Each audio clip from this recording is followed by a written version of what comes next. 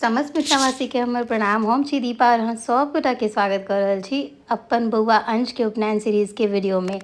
तो ई वीडियो जे अहाँ सब देख रहल छी एक कुमरम दिन का भोर के वीडियो है, जखन कि 6:30 के आसपास समय होय छलै। ई जे मरबा नीपै छथिन ओ हमर ननद छथिन। इन हमरा हाँ अहाँ सब कहबै जहाँ कहै छी अपन ननद नहीं छथि, तऽ अपन ननद नहीं छथिन, लेकिन हिनकर जे फुआ छलखिन हेँ पीसी तिनकर बेटी छथिन, तऽ ननदे भेलखिन। तऽ भोरे जहन उठलहुँ तऽ ऑलरेडी हमर ननद और हुनकर बौआ बेटा जे छथिन से लागल छलखिन हेँ मड़बाके एंड पेंट करऽके डिज़ाइन करऽके लेल। तऽ हमरा बहुत नीक लागै छलै, हमर सबटा शौक मनोरथ पूरा भऽ गेल हिनका सबके अएलासँ। और हमरा निकलबाक रहै गाम दामोदरपुर, तऽ हमसब ओतऽ गाड़ीमे बैसि गेल छलहुँ हेँ ईसब देख कऽ। और ननद देखा कऽ पूछै छलखिन हेँ ठीक छै कि नहि, से हम कहलिए अहाँ सब तऽ पैघ छी, बेसी बुझै छियै। गाम पहुँचे देरी ढोलिया बजनिया के पूजा हुअ लागल छलै, जेकि बौआके आबऽके इंतजारमे रुकल रहै। ओकर बादमे जे छै से एहिठमन भोजक तैयारी सब सेहो चलैत रहै। हम बहिनके लऽ कऽ चलि गेल रहियै राजनगर, लेकिन माँ पप्पा सब एतै छलखिन हेँ, किएक तऽ भोजके तैयारी भोरेसँ हुअ लगतै, ताहि दुआरे एहिठमन हलवाइ सब अपन भिड़ल छथि, जेकि रातिके कुमरमके भोज दामोदरपुरमे होइके रहै, तऽ ओहिके तैयारी सबमे। और हम एतऽ जे छै से धर्मराज घर जाए लगलहुँ, किएक तऽ मम्मी कहने छलखिन हेँ जे ओतऽ जाकऽ सब गोटाके फलाहारी सब कराबऽके छै, जतेक चाची सब छथिन, दाई सब छथिन, जे सब धर्मराज घर के प्रसाद के तैयारी करै छथिन। हमरा सबके ना धर्मराज के दालि पूरी जे होइए से और ओहिके संगे खीरके प्रसाद चढ़ै छनि, जे कि बहुत ही बेसी स्वादिष्ट बनै छै जहन ओकर पूजा भऽ कऽ प्रसाद बनि जाइ छै तकर बाद। आ लोक सब साल भरि इंतजार करै छथिन एहि प्रसादके लेल, किएक तऽ ई सालमे एके बार जे हिनकर पूजा होइ छै, एहि पूजाके घड़ी पूजा कहल जाइ छै। जिनकर सबके धर्मराज हेथिन तिनका सबके तऽ पते हेतनि, ताहि दुआरे। और इम्हर जहन वापस एलहुँ तऽ फेर देखलिए जे खाना सब बहुत लचिया गेल छलैए, तऽ हम जेना जेना अबै जाइ छलहुँ बीचमे जे भोजके तैयारी होइ छलै तकरो अपन कैमरामे कैप्चर करै जाइ छलहुँ। जहन अँगना एलहुँ तऽ चाची सब कहलखिन जे किछो पैकेट सब तैयार करबाक छै, जे घर सबमे भेजबाक छै। गाम सबमे इहो होइ छै, जे सब गाममे एखनो छथिन या गामसँ जिनका जुड़ाव छनि तिनका सबके पता हेतनि। और किया ई पैकेट बना रहल छी से चाची कहती। कथीके कुरी लगबै छथिन ई चाची?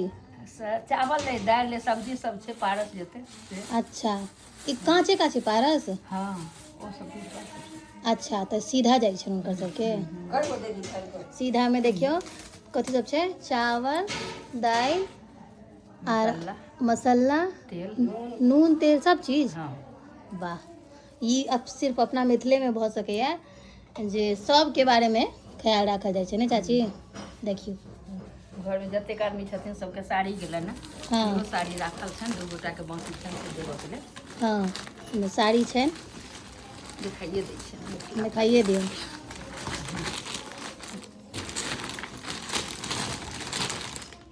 सब गोटेके जे छनि से साड़ी और सीधा। आ बाकी रातिमे कथी छै चाची? भोज। भोज कुमरमके साड़ी तऽ बटा गेलै भिनसरेमे। हाँ केओ बाँकी छथिन तिनका देबऽके छै। हाँ देख लेलिए। एहिठमन जे छै से कूड़ी लगा कऽ फेर जे छै से हमरा ई कहलखिन जे आब पूरी बनै छै तऽ चलि जाउ।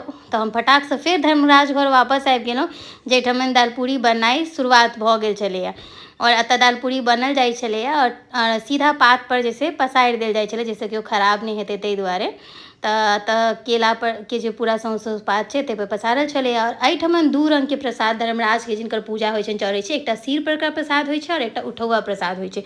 सिर परका प्रसाद जे होइए से दियादे खाइ छथिन, और बाकी जे उठौआ प्रसाद होइ छै परगोतरी सब खा सकै छथिन। तऽ सबटा प्रसादी ऑलमोस्ट लग छलैए। और एम्हर हम घर आबि गेलहुँ, तऽ घर आबि कऽ जे छै से तऽ तैयार हुअ लायक रहै, किएक तऽ गुरु मंत्र भी लेबाक छलैए, ओ अहाँ सबके अगला पार्टमे देखऽ लए भेटत।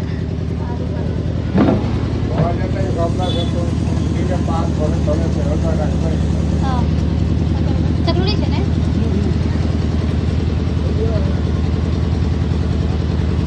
हटा दो ओहि का तो